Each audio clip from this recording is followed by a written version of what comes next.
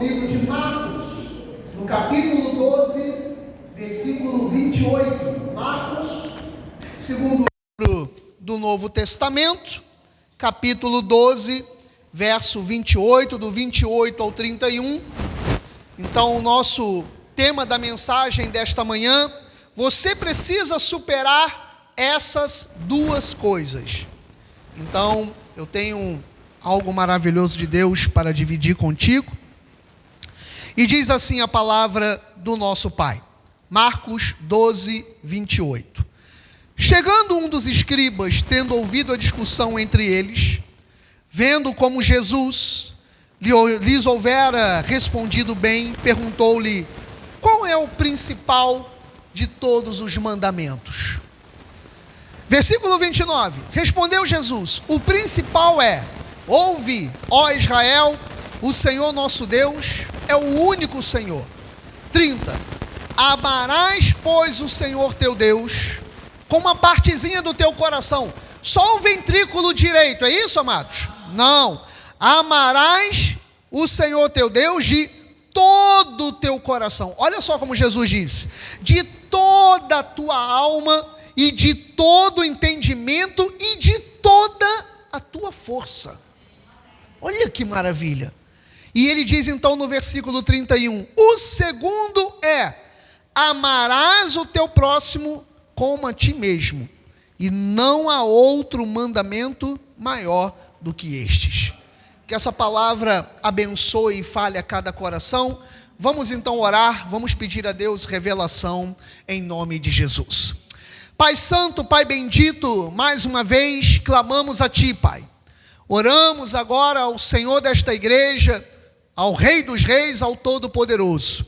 E Te pedimos agora, Jesus, que esses próximos 45 minutos, 50, sejam realmente de revelação, para que o Senhor possa ensinar aqueles que preenchem, quase lotam este templo, este auditório, ou aqueles, Pai, que nos assistem agora, Senhor, pela internet, seja pelo canal do YouTube, por uma rede social, enfim, onde a minha voz chegar, que não seja a minha, mas que seja a tua. Então revela-te à tua igreja, revela-te ao teu povo, em nome de Jesus, para a tua glória, e a igreja poderosa de Deus diga amém. Amém. Graças a Deus. Meus amados irmãos, nação santa, povo de propriedade exclusiva de Deus, Deus veio construindo ao meu coração esta semana uma palavra que eu creio assim que bem pastoral, mas uma palavra também que vai nos fazer, e assim eu espero, romper alguns estigmas que talvez durante esses últimos anos venha nos adoecendo.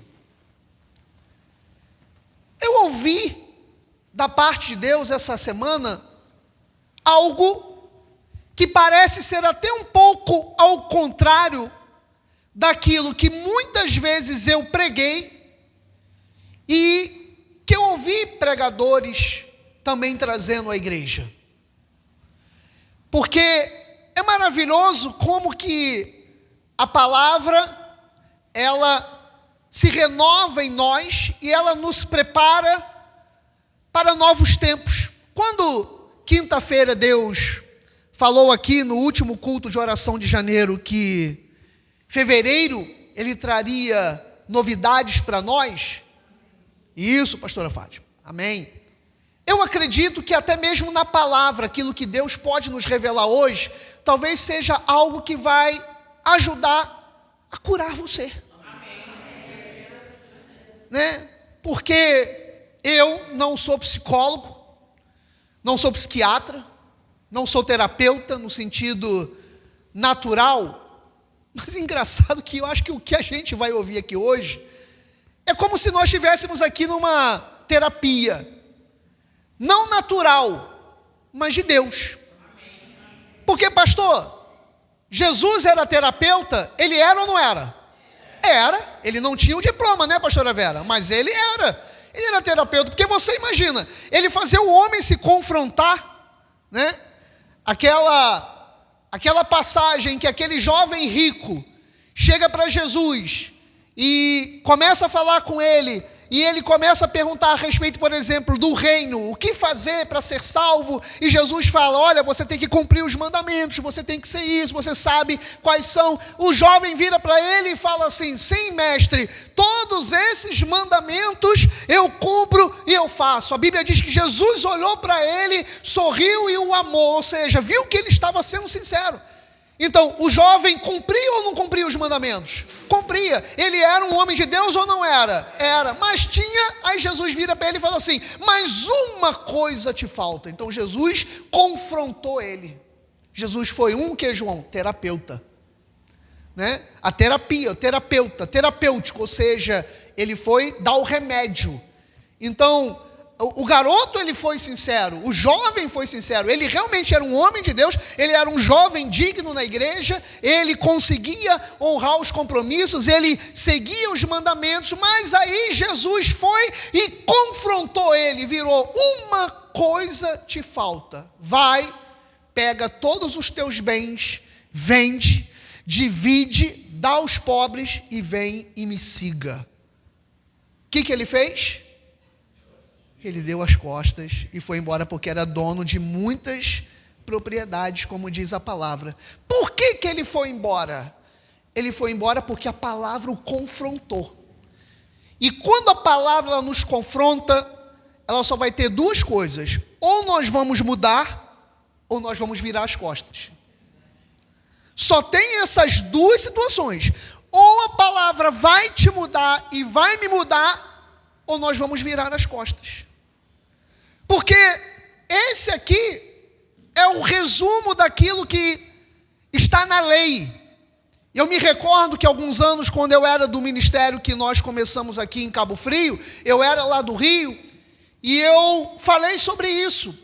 Eu falei sobre a questão da lei. Por que na graça nós não vivemos a lei? Por que agora não precisa Deus falar para a gente, não matarás, não roubarás, não adulterarás, não defraudarás, não isso, não aquilo? Por que Deus não precisa? Porque Jesus foi Jesus foi inteligente demais.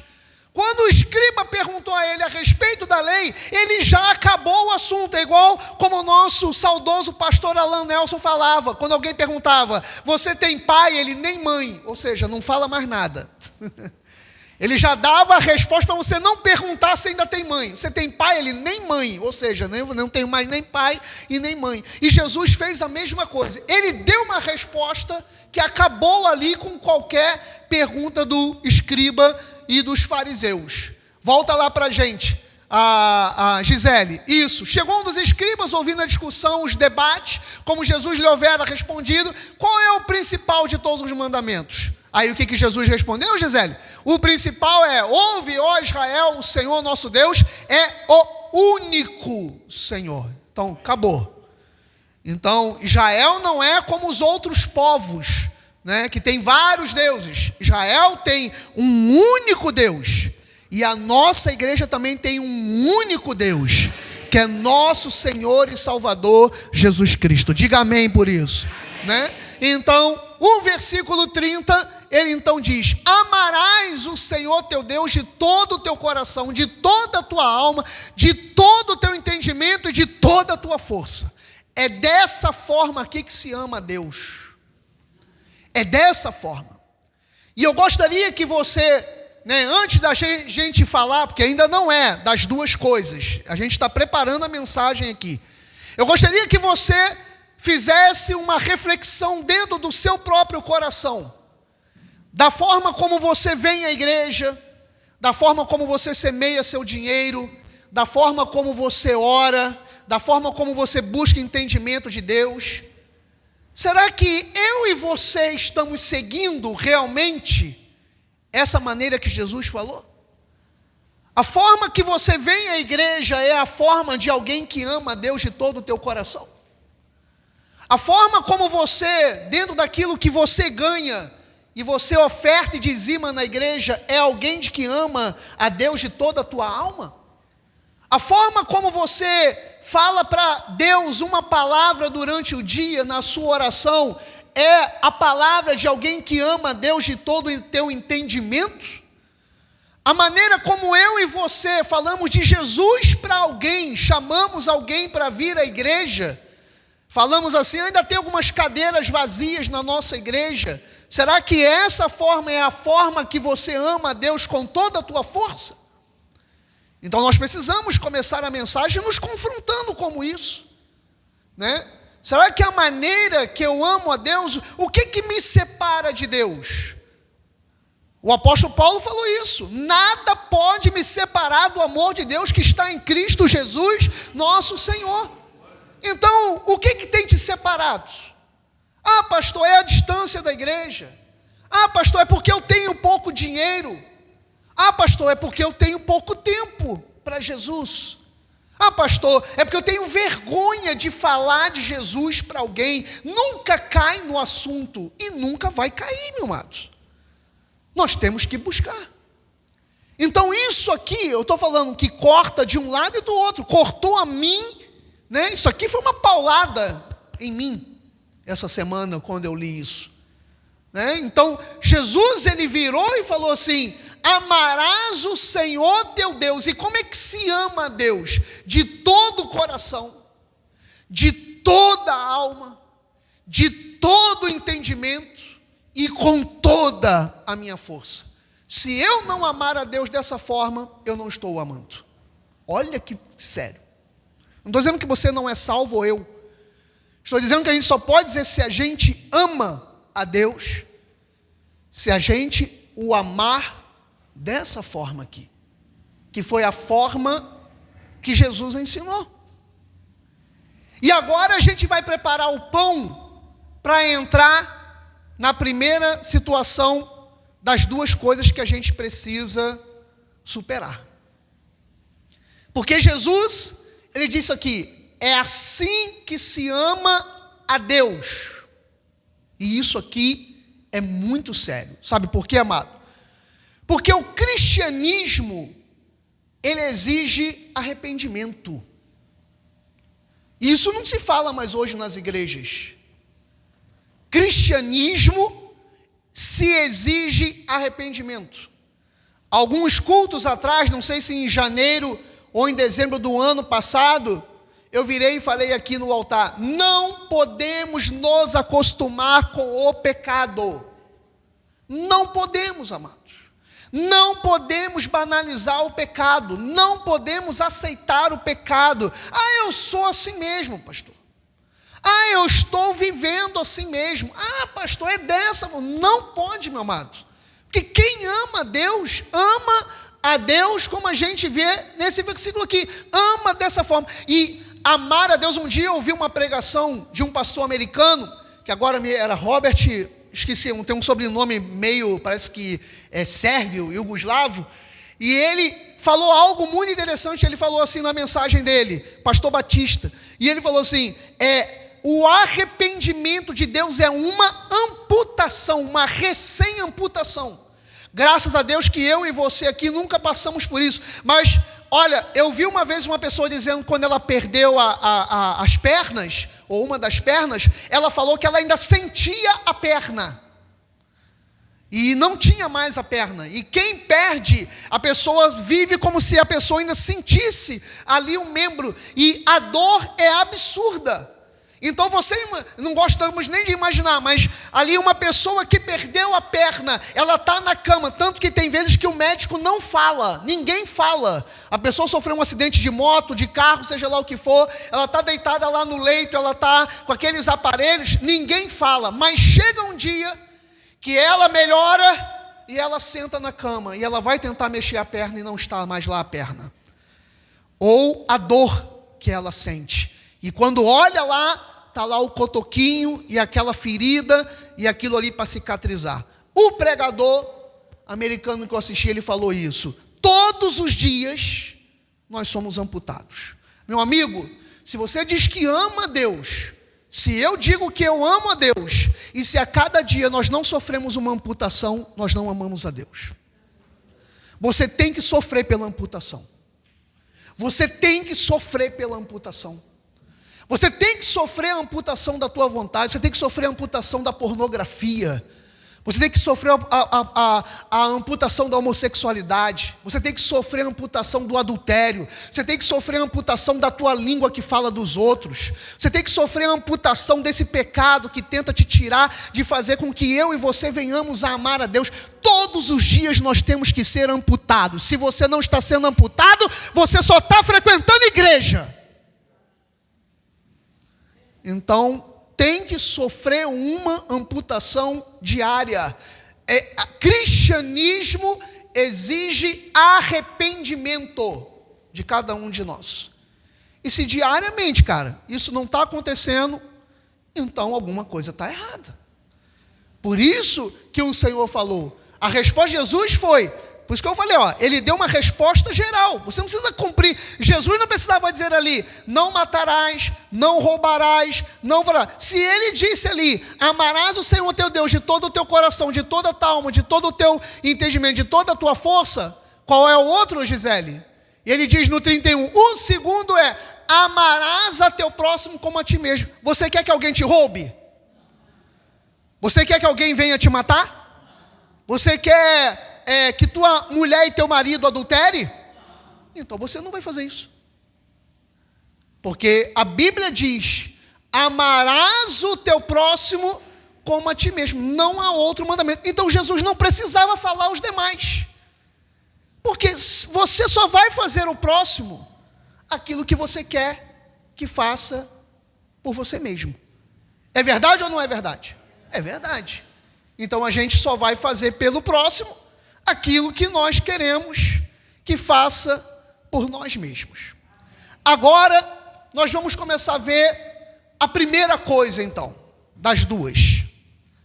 A primeira coisa, porque você tem que entender, esse versículo aqui, é que Jesus disse assim, amarás o teu próximo como a ti mesmo. Jesus, ele não falou que eu tinha que amar o próximo acima de mim mesmo. Por isso que eu falei, eu sempre ouvi o contrário, né? Ouvi muitos pregadores, eu mesmo já preguei muitas vezes isso, e não está errado, eu não estou mudando a pregação. É porque nós precisamos curar essas dores.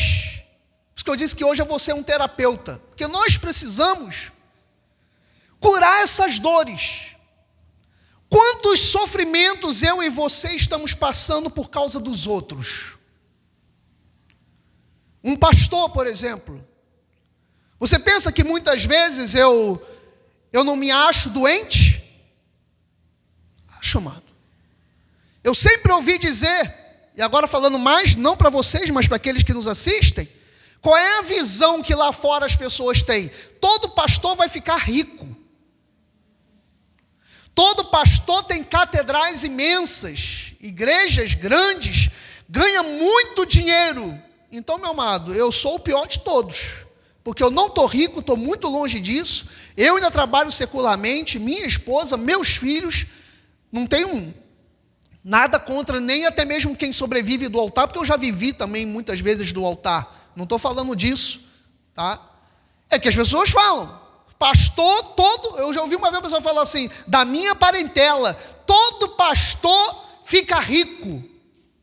Então, eu e Ricardo Monte estamos lascados.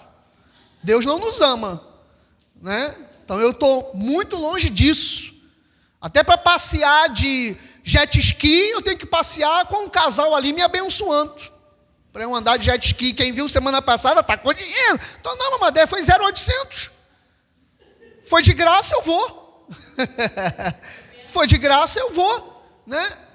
Então, às vezes as pessoas vêm falar, ser pastor é ficar rico, né? Vai ficar milionário. Amado, estou muito longe disso. E às vezes isso adoece. Cuidar de pessoas, cuidar de gente, adoece. Adoece. Pergunta um professor, pergunta um médico, né? Como é que é? Pergunta um policial militar. É tudo doido. Pergunta um pastor, perde os cabelos. Fica maluco. Liga o ventilador, tem gente que não gosta. Desliga o ventilador, tem gente que só falta te bater. Liga o ar-condicionado, para que esse gelo na igreja? Desliga o ar-condicionado, eu dou meu dízimo para quê? Né? A água do bebedouro, essa água não gela. Aí vem o outro, para que essa água tão gelada? Né? Meu amigo, você enlouquece. Ou você, não teve aquele filme do Michael Douglas, Um Dia de Fúria? Ou você puxa a pistola 380 e tu mata todo mundo, meu amado. Mas é para você ter uma ideia. O ventilador está ligado. Que pomba, hein? Ventilador ligado com coisa assim, tá frio. Aí o outro, não, tá quente. A água gela, não, esse aqui tá, esse bebedouro não gela. Aí o outro, por que essa água está gelada? Aí vai no banheiro, por que botou bom ar no banheiro? Aí o outro, porque me dá alergia. Então, tudo tem um motivo. Então, estou dizendo, amado, conviver com gente é a pior coisa que tem. Né? Por isso que eu amo minha cachorra e ela me ama. Então, não é fácil. E isso adoece. E ali, eu aprendi algo interessante com Deus essa semana. Então, que eu quero dividir com você. A primeira é fácil. Provérbios 15, versículo 1, que diz assim: a resposta branda desvia o furor, mas a palavra dura suscita ira. Isso é verdade ou não é? Principalmente se for dois coléricos, tipo eu e mais outro. Então, quando, por exemplo, o que é maravilhoso num casal como ela em casa? Eu sou colérico, eu sou irado. A pastora Renata é mais tranquila. Se ela fosse que nem eu, era 126 todo dia. Maria da Penha e outra. E outra. Por quê? Né? Eu sou colérico, irado. Ela é tranquila. Então a Bíblia diz que a resposta branda desvia o furor. Então quando eu falo mais duro, ela tá bom. Ela pega, vira as costas e sai. Aí o que ela faz? Ela deixa o idiota furioso parado lá. Aí por que eu fico furioso? Porque ela saiu. Ela fala, eu vou deixar ele brigando sozinho. E ela sai, e eu falo, Renata, volta aqui porque eu estou falando. Depois que você descansar, eu volto. Aí ela pega e sai. Aí eu fico lá, sempre que eu fico lá sozinho. E que não sei o que não pode. Como é que pode uma coisa dessa? E que não sei o que. Aí ela vem e fala assim, ainda está com as entidades? Aí eu falo, você ainda está com os demônios? Aí eu fico, tá de mania. Aí eu falo, você ainda está aí nervoso? Eu falo, tô. Aí ela, então quando você acalmar, a gente conversa.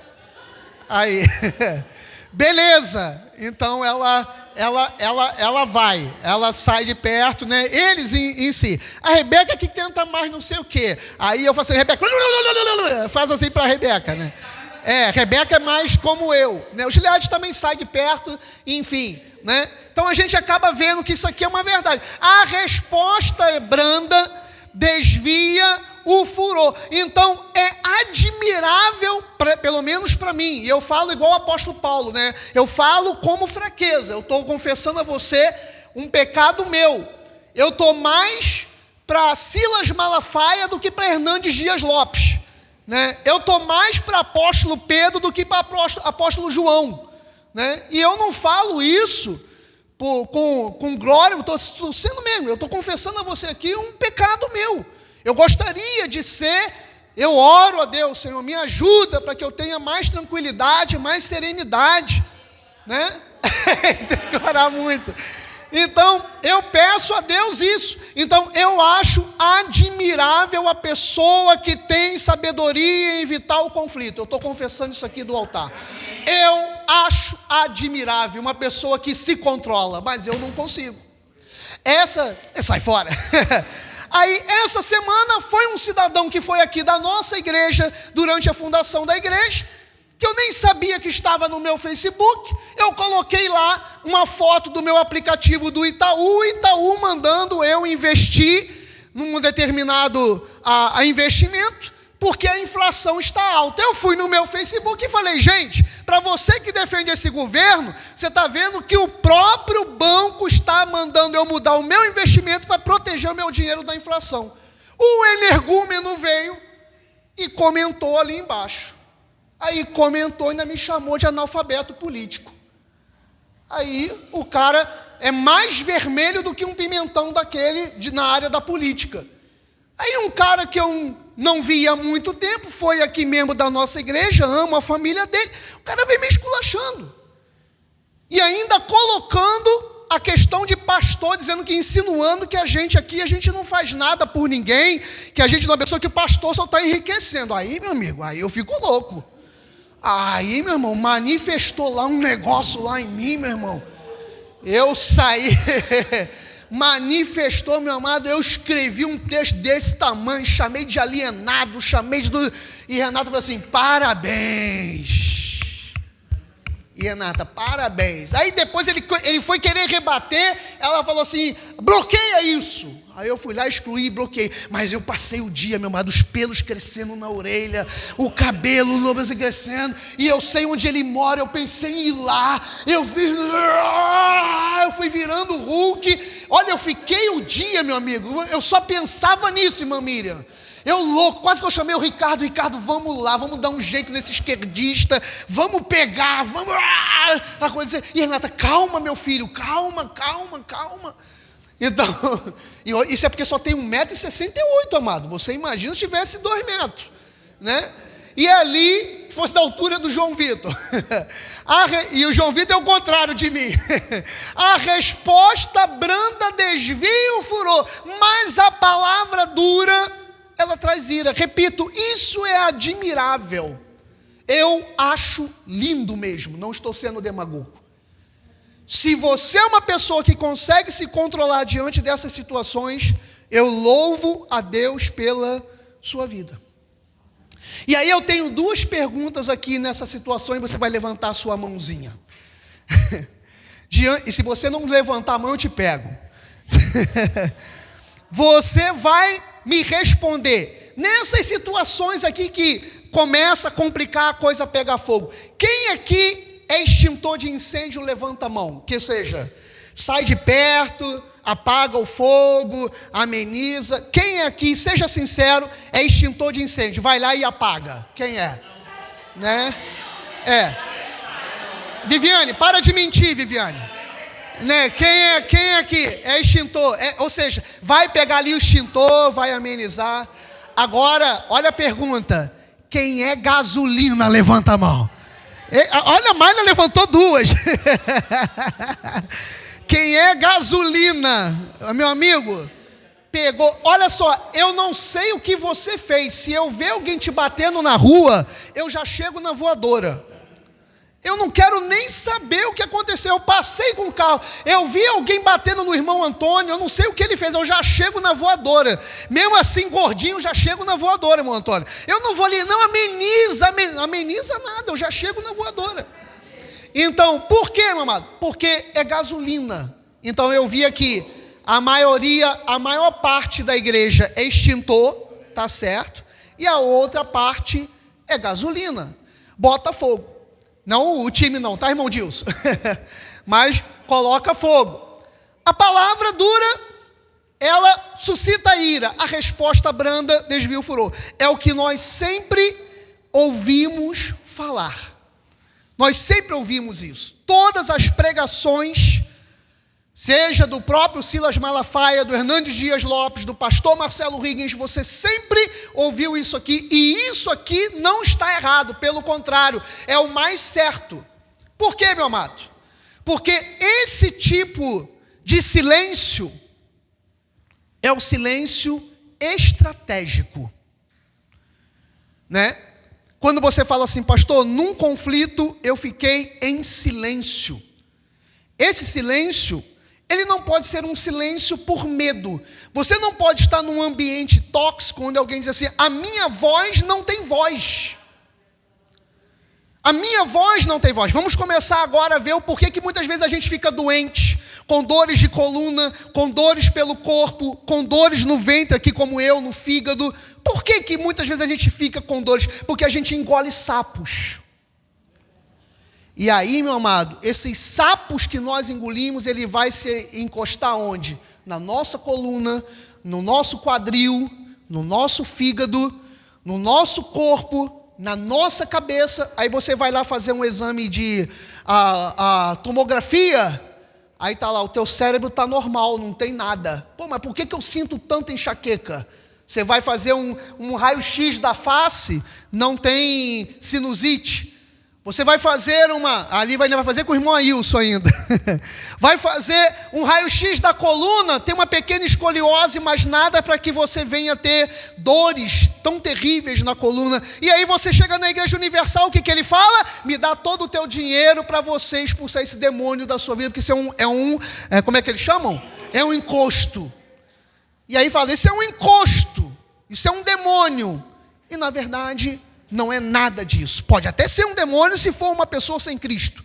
Mas pessoa de Cristo não pode, porque nós somos povo de propriedade exclusiva de quem? Deus. Então nós somos exclusivos dele. Agora, existem dores que elas vêm. E ela vem por quê?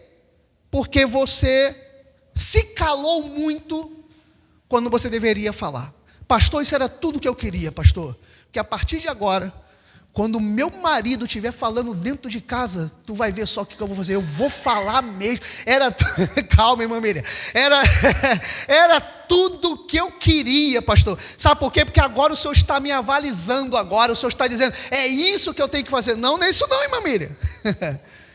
Agora eu vou falar. Agora o Gerard vai dizer, agora quando meu pai falar, agora meu pai vai ver. Porque, papai, eu posso ficar com essa dor nas costas por sua culpa. Não, mas não estou falando de você falar para confrontar. Se você fizer isso, você está errado. Você vai criar problema. O que você precisa é saber, então, a hora de calar e a hora de se posicionar. Essa é a primeira coisa. Porque eu vou te mostrar agora que muitas vezes situações, tragédias acontecem porque você se calou e você não se posicionou. Repito, não é num conflito com alguém colérico como eu, você tentar bater de frente. Você tem que saber naquele momento ali, como faz a pastora Renata e faz outros aqui. Você tem que usar o extintor de incêndio. E ali, quando aquele fogo baixar, aí você vai chegar e você vai se posicionar. Você pode usar em pessoas tipo coléricas como eu ou como outros aqui, você tem que usar as palavras-chave. Você tem razão. Mas nesse você tem razão, tem uma situação, pronto, você já vai colocar o seu pensamento. Porque se você for confrontar, meu amigo, vai ser explosão, vai ser gasolina. Então, você precisa se posicionar naquilo que você fala. Por exemplo, olha essa passagem aqui que eu achei muito interessante, de Abraão com Deus a respeito de Sodoma e Gomorra. Você quer ver só? Quando às vezes você não se posiciona, você tem medo e você não fala, o que acontece? Gênesis 18, 22. Partiram dali aqueles homens e foram para Sodoma, porém Abraão permaneceu ainda na presença do Senhor. Quando eles chegaram em Sodoma e Gomorra, Abraão chegou lá, versículo 23, e aproximando-se a ele disse para Deus, a oração agora, o diálogo de Abraão com Deus: destruirás o justo com o ímpio? Pronto, ele botou entre aspas, Josimar, Deus na parede, porque Deus falou para ele que ia destruir aquelas cidades. E aí Abraão estava lá, tinha parentela lá, tinha Ló que estava lá. Ele virou para Deus e falou assim: ô Todo-Poderoso, tu vais destruir o justo que está lá com o ímpio? Olha só, se você nunca viu na Bíblia esse diálogo aqui de Abraão com Deus, verso 24: se houver porventura 50 justos na cidade, destruirás ainda assim, e não pouparás o lugar por amor dos 50 justos que nela se encontram? Quer dizer, se o Senhor chegar lá no Brasil e encontrar 50 membros da graça e adoração, tu não destruirás o Brasil por causa da graça e adoração? Olha só o que Deus respondeu. Ele falou: longe de ti fazeres tal coisa, matares o justo com o ímpio como se fosse o justo fosse igual ao ímpio. Longe de ti, não farás justiça, o juiz de toda a terra. Ele está amaciando o coração de Deus. Aí, porque aqui era Jeová, era colérico. Viu o que eu falei aqui para você, pastora Vera? Viu o que eu falei? Vai falar com um colérico, amacia primeiro ali. Entendeu?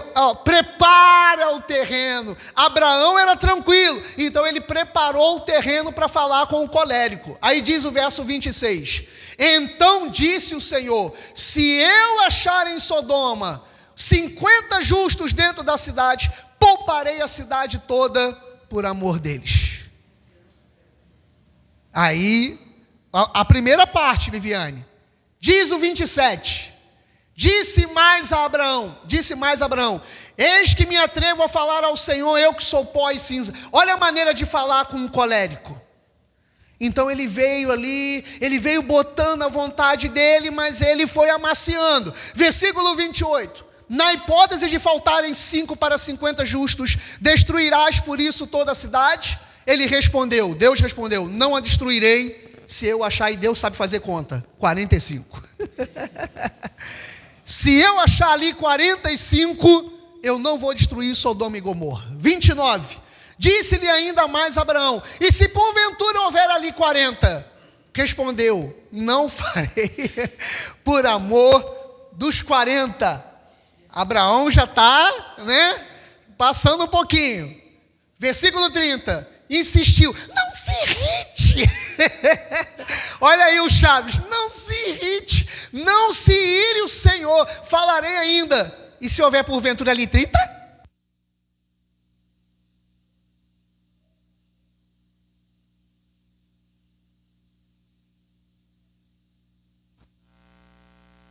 Obrigado. Aumenta aí, por favor. Isso, pode abaixar um pouquinho. Não farei se eu encontrar ali 30. Verso 31. Verso 32. Não, 31, volta lá para mim. 31, isso. Continuou Abraão, eis que me atrevi a falar ao Senhor, se porventura houver ali 20. Respondeu o Senhor, não a destruirei por amor dos 20. Começou em 50.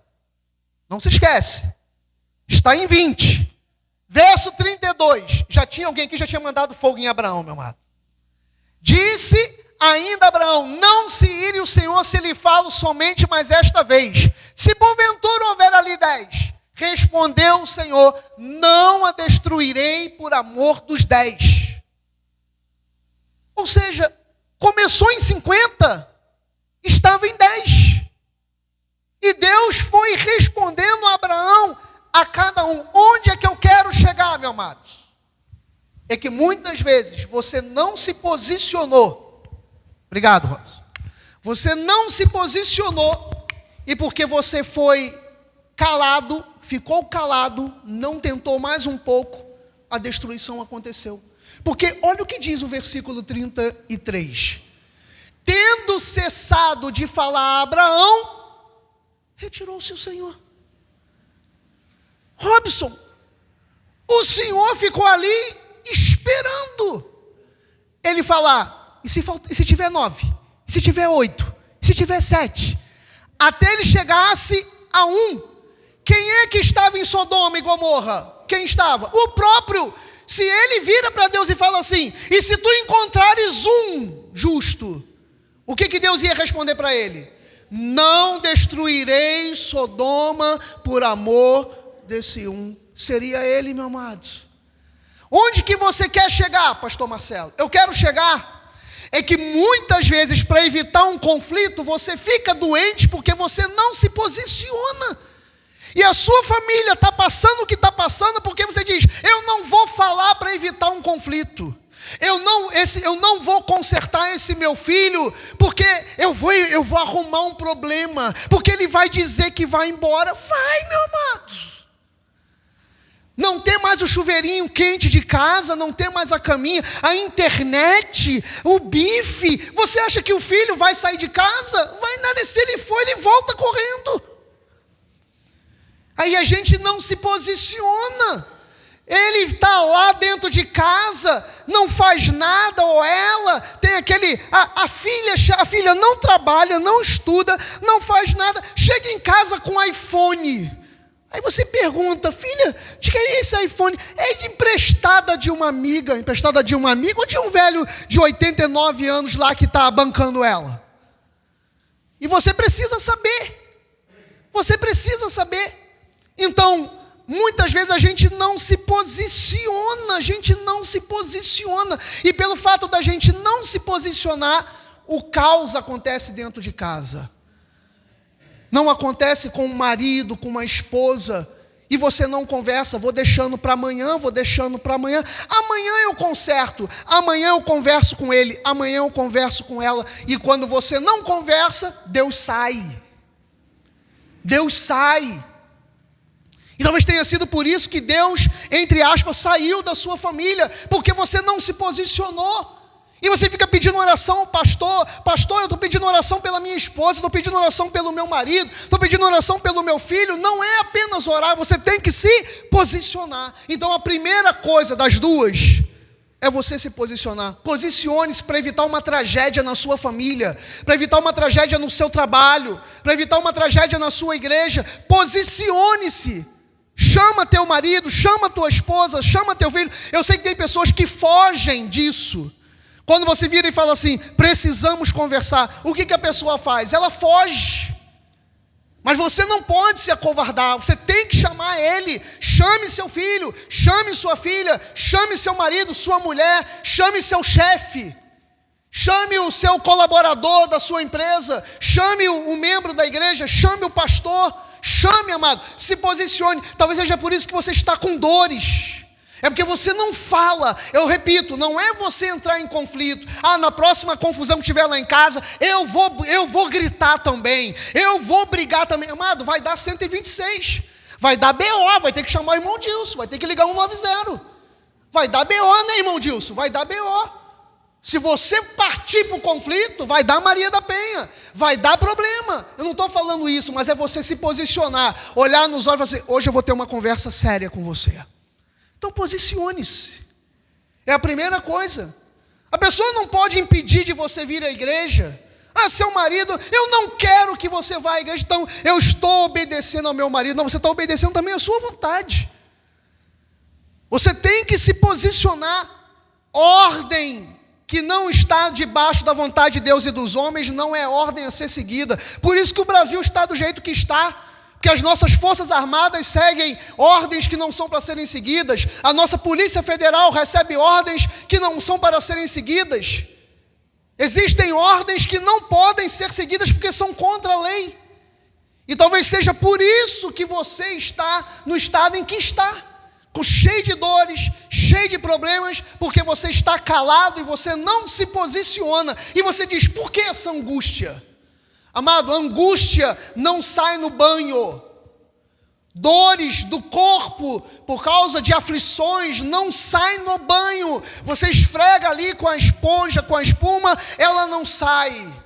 Ela sai quando você se posiciona. Foi o que Deus falou comigo essa semana. Deus falou: sabe por que você tem alguns problemas na igreja, algumas situações na igreja? Deus falou comigo, foi um impacto. Falou: porque você, Marcelo, tem que se posicionar. E por isso que eu falei: eu estou passando isso aqui para você. Posicione-se.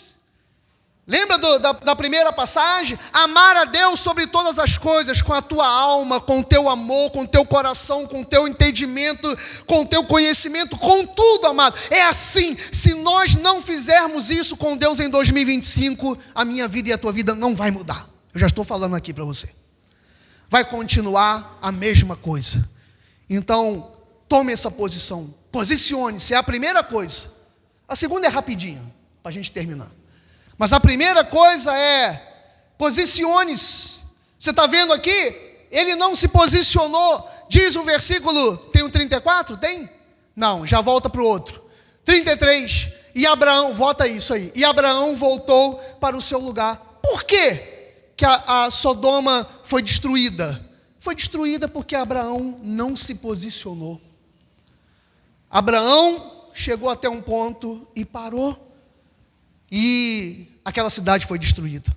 O que foi destruído na sua vida? Seu casamento? Pastor, tem que ver o vídeo do meu casamento, pastor. Já tinha vídeo naquela época, irmão? Pastor, tem que ver as coisas de casamento, a minha lua de mel, foi tudo maravilhoso, foi tudo uma bênção. E hoje? Pastor, hoje a gente mal dá bom dia um para o outro. Né? Nem Pai do Senhor, né, Robson? Pai do Senhor. Nem Pai do Senhor. Por quê? Porque nós não nos posicionamos. Então o que eu preciso fazer, pastor? Nas duas coisas finais antes da gente terminar.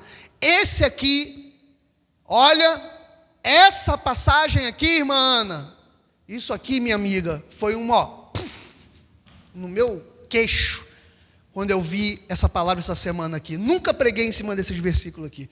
Salmo 39, versículos 1 e 2. Disse comigo mesmo: guardarei meus caminhos para não pecar com a língua, porém mordaça a minha boca enquanto estiver na minha presença o ímpio. Isso aqui é o que todos nós pregamos. Fique calado, cale a boca diante do que você está vendo acontecer, para não ter conflito. Olha o que diz o versículo 2: emudeci em silêncio, calei para tudo ficar bem. Estou vendo alguma coisa errada na igreja? Não vou falar, que é para o membro não ir embora, já tem pouco. Eu estou vendo uma coisa errada na minha casa, no meu filho, na minha filha? Não, melhor errado aqui em casa, trazendo o namorado, fazendo, eu estou usando como exemplo, não é que meus filhos façam isso não, tá, gente? Fazendo na minha casa como motel, eu acordo, você imagina, gente, abrindo aqui um parênteses, você acha, meu amigo, que eu vou levantar 7:30 da manhã, como eu faço todo dia, aparecer lá, quando eu abro a porta, sai do quarto da Rebeca um barbado lá, meu amigo. Cara, ele vai rolar aquela escada, num chute, né? E não, pastor, que beleza, então vai ser com a namorada da... Não, eu não iria bater nela porque era uma mulher. Mas ele falou, que negócio é esse? Que pouca vergonha é essa dentro da minha casa? Né? Mesmo que fosse a namorada dele, aí eu ia pegar ele, né? Então você acha, não, eu vou ficar calado, olha lá, gente, com sinceridade aqui antes da gente terminar, olha aqui, irmão Dilson, muitas vezes meu amigão do coração, não é o que a gente faz aqui, a gente está vendo errado, a gente fica caladinho, eu vou ficar calado para não criar conflito. Aí, olha lá, pastora Vera, emudeci em silêncio para tudo ficar bem. Eu não vou falar nada para tudo ficar bem. Olha o que ele diz: a minha dor se agravou. Como eu estou vendo que está errado e eu vou ficar calado?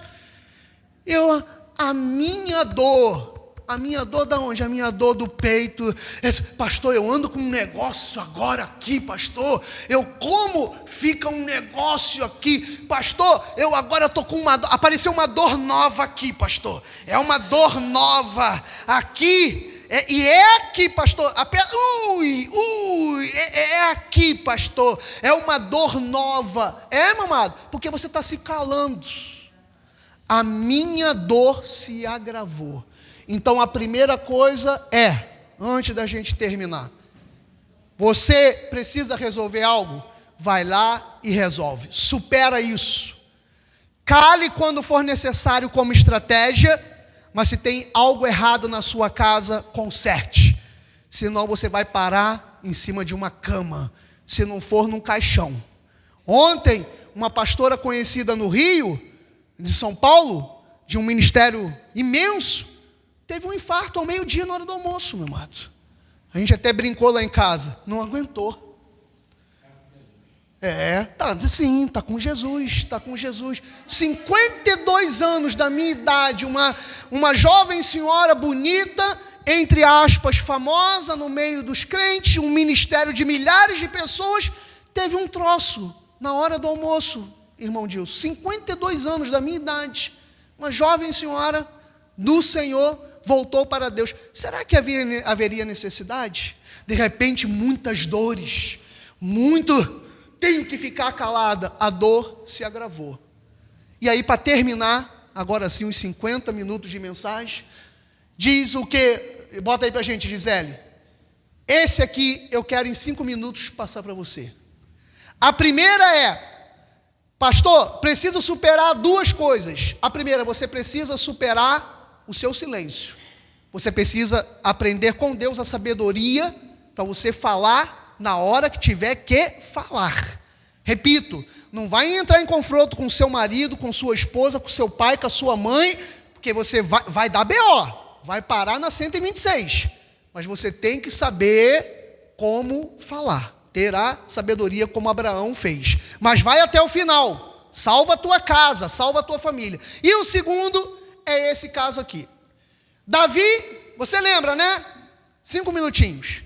Davi teve um caso extraconjugal, adulterou com Batseba, a mulher de Urias. O que aconteceu? Na primeira saída dos dois, ela ficou grávida. Pegou a barriga. Davi esperou esse filho nascer. O filho nasceu doente. E olha o que aconteceu. Fruto do pecado, pastora Fátima. Buscou Davi a Deus pela criança. Jejuou Davi e vindo, passou a noite prostrado em terra. A criança nasceu muito mal. E ele, como pai, deu a vida para que o filho realmente não morresse. Versículo 17. Então os anciãos da sua casa se chegaram a ele para o levantar da terra, porém ele não quis e nem comeu com eles. Davi só queria saber de se oferecer ao Senhor para que a criança vivesse. 18. No 7º dia, a criança viveu 1 semana. Morreu a criança, e temiam os servos de Davi informá-lo de que a criança era morta. Porque diziam: eis que estando a criança ainda viva, lhe falávamos, porém não dava ouvidos à nossa voz. Como, pois, lhe diremos que a criança é morta? Porque mais se afligirá. Então, depois de 1 semana, o bebê morreu. E os servos ficaram com medo de falar para Davi que a criança tinha morrido. Porque Davi não comeu, Davi emagreceu, Davi colocou pano de saco. Por que ele colocava pano de saco? Porque o suor espetava no corpo e a pessoa ficava toda empolada com aquela alergia do pano de saco. Então era a humilhação, era o sofrimento. E ele colocou aquilo. E os anciãos e os servos falaram: quem vai falar? Imagina, gente, o rei Davi está ali orando pela criança, clamando. A gente já sabia também que ele era colérico, que ele não era mole. A criança morreu. Eu chego assim: Robson, vai lá e fala com Davi que que a criança morreu. Aí você: eu, Moá? Vou nada, filha. Vou nada. Foi isso que aconteceu. Ninguém queria falar com Davi que o bebê tinha morrido. Versículo 19. Viu, porém, Davi percebeu que seus servos cochichavam uns com os outros e entendeu que a criança era morta. Pelo que disse aos seus servos: é morta a criança? Todos responderam junto. Não é bobo, né? Não foi um. Morreu. Morreu. Versículo 20. Então, agora, amado, a segunda coisa que eu e você vamos ter que nos superar para terminar. Então, Davi se jogou no chão, Davi se angustiou, Davi meteu a cabeça na parede, Davi disse que ia se jogar no caixão junto com o bebê. Foi isso, amados? O que Davi fez? Davi se levantou da terra, lavou-se, ungiu-se, trocou de roupa, entrou na igreja e o que ele fez? Ele foi na igreja e o que ele fez, gente? Adorou. Depois veio para sua casa, ele estava 1 semana sem comer. O que ele fez? Pediu pão, puseram-no diante dele e ele comeu. Versículo 21, disseram-lhe seus servos: o que você fez? Está maluco? Não usaram essa palavra, né? Pela criança viva jejuaste, choraste, depois que ela morreu, te levantaste e comeste pão? Versículo 22, respondeu ele: vivendo ainda a criança, jejuei, chorei, porque dizia: quem sabe se o Senhor se compadecerá de mim e continuará viva a criança. 23, porém agora que é morta, por que jejuaria eu? Poderia eu fazê-lo voltar? Eu irei a ela, porém ela não voltará para mim. Primeira coisa que você precisa superar, você lembra qual é? Se posicionar. Falar no momento certo. E a segunda, meu amado, é: solta esse caixão. Aquilo que já morreu na sua vida, morreu. Você está conseguindo entender? O que morreu, morreu. Não fique se humilhando atrás de relacionamento. Não fique se humilhando para que fulano te dê atenção. Aquilo que morreu, morreu. Enquanto ainda está vivo, ore. Se for jejum em alguma coisa que você tem que fazer, que você sabe o que é. Larga as coisas erradas do mundo. Larga, amado, solta esse caixão. Enquanto está vivo, você vai orar, você vai buscar a Deus, você vai interceder. Agora, se morreu, meu filho, minha filha, em Cristo Jesus, larga isso. Larga essa amizade que não é de Deus. Larga esse namoro que não é de Deus. Larga esse relacionamento que não é de Deus. Larga aquele vídeo que te prende. Estou dizendo se daquilo é da pornografia, se é do errado. Amado, solta esse caixão. Levanta e vai viver, troca tuas vestes, come o teu pão, vai para a igreja, vai para a casa do Senhor, adora, solta esse luto, meu amigo, solta esse luto. Ai, porque ela tem que falar comigo. Ai, mas ela é minha filha. Ai, amado, você vai morrer, ela só vai chorar no teu enterro e depois acabou, não vai mais lembrar de você. Vai viver sua vida, solta esse caixão. Essa dor que você está sentindo é porque você não se posiciona e porque você está agarrado, você está preso ali. Solta esse caixão, meu irmão. Solta esse caixão, minha irmã. Solta isso. Isso está te matando. Aí você diz assim: eu estou com esse peso, eu estou angustiado. Repito, pastor, começou agora uma dor aqui, pastor. É uma dor. Amado, então solta esse caixão está pesando na tua vida. Solta isso. Faz como Davi fez. Ficou ali 7 dias chorando pela criança. Mas quando a criança morreu, ele entrou no palácio, lavou o rosto, tirou o pano de saco, colocou novas vestes, foi para a casa do Senhor e o adorou, amado. Quem quer falar com você, que fale. Não quer falar, vai às favas, para não falar um palavrão que eu não falo. Vai às favas, irmão. Quer falar contigo, fala.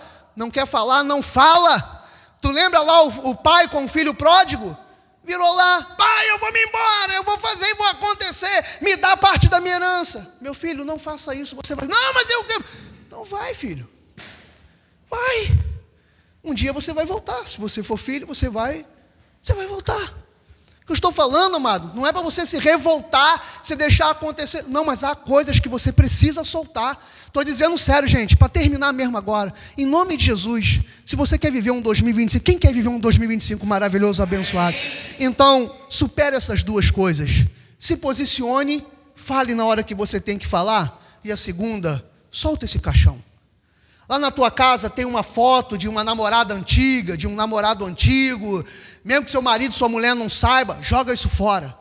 Pastor, eu tenho lá um negócio guardado na minha casa, que foi um bilhete que meu marido me deu em 1973, em que ele me escreveu aquilo, e eu estou agarrado naquilo. Amado, joga isso fora.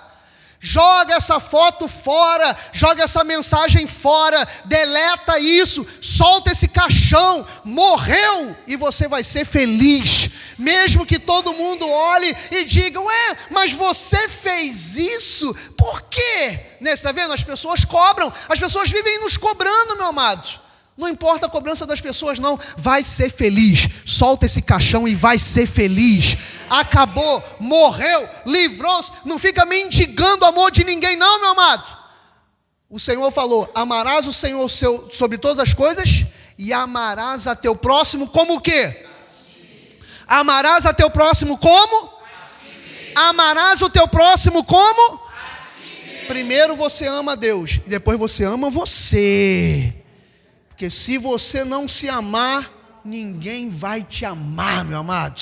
Faça a vontade de Deus e você terá um ano muito maravilhoso. Assim seja, assim disse o nosso Deus. Louve a Ele! Ele é digno! Ele é maravilhoso! A Deus a glória! A Deus